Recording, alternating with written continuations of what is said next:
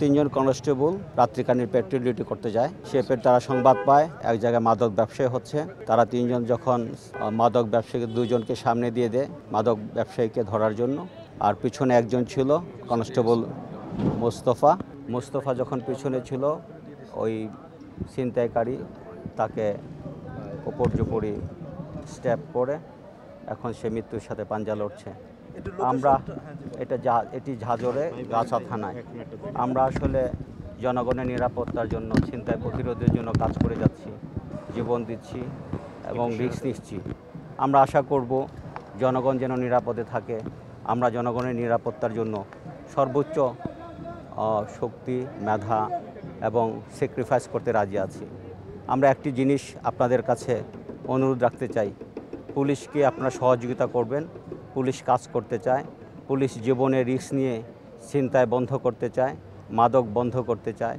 জনগণ যদি পুলিশের পাশে থাকে আমরা নিশ্চয়ই একদিন জনগণকে স্বস্তিতে ফিরিয়ে আনতে পারবো এবং জনগণ স্বস্তিতে থাকবে, নিরাপদে থাকবে। জনগণের নিরাপত্তার জন্য আমরা যেভাবে অকাতরে জীবনকে বাজি রাখছি সেটি জনগণ যদি উপলব্ধি করে সেটি আমাদের সার্থকতা। আজকে যে কনস্টেবলটি মিষ্টির সাথে পাঞ্জা লড়ছে সেটি শুধুমাত্র জনগণকে স্বস্তি দেওয়ার জন্য, ছিনতাইকে প্রতিরোধ করার জন্য, মাদককে নিয়ন্ত্রণ করার জন্য। আর এরই মাধ্যমে আমরা জনগণের কাছে জনগণের সহযোগিতা কামনা করছি এবং তার জন্য দোয়া প্রার্থনা করবেন সেজন্য সুস্থ হয়ে উঠি। জি, যে ছিনতাইকারী তাকে স্ট্যাপ করেছে তাকে ছুরি সহ সে ধরে রেখেছে এবং সে তাকে ছুটতে দেয় নাই। আমরা তাকে সে অ্যারেস্ট আছে।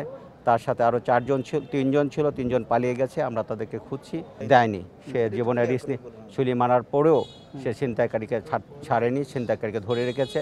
পরবর্তীতে তাকে সহ ছিনতাইকারী সহ আমরা আটক করতে পেরেছি। তাকে আমরা মৃত্যু সাথে পাঞ্জা লড়ছে ঢাকা মেডিকেলে নিয়ে আসছি। অপারেশন হবে কিছুক্ষণের মধ্যে। আমরা দুইজন রক্ত দেওয়ার জন্য রেডি আছে, আর 2 ভাগ রক্ত আমরা রেডি করেছি। রক্ত রেডি হওয়ার সাথে সাথে অপারেশনে যাবে। এটি আমরা যাচাই করব আগে মামলা আছে কিনা। ছিনতাই যেহেতু করছে নিশ্চয়ই তার পূর্ববিগত থাকতে পারে। অনেক সময় ছিনতাই করে তাদেরকে ধরা যায় না বা আইনের আওতায় আনা যায় না, তার মানে সে যে পেশাদার না সেটি বলা যাবে না। অবশ্যই যেহেতু ছিনতাইকারী ছুরিকাঘাত করেছে পুলিশকে, অবশ্যই আমি মনে করি সেটি পেশাদার ছিনতাইকারী। 4 জন ছিল, 3 জন পালিয়ে গেছে। যিনি ছুরিকাঘাত করেছে তাকে আমরা ধরে ফেলেছি।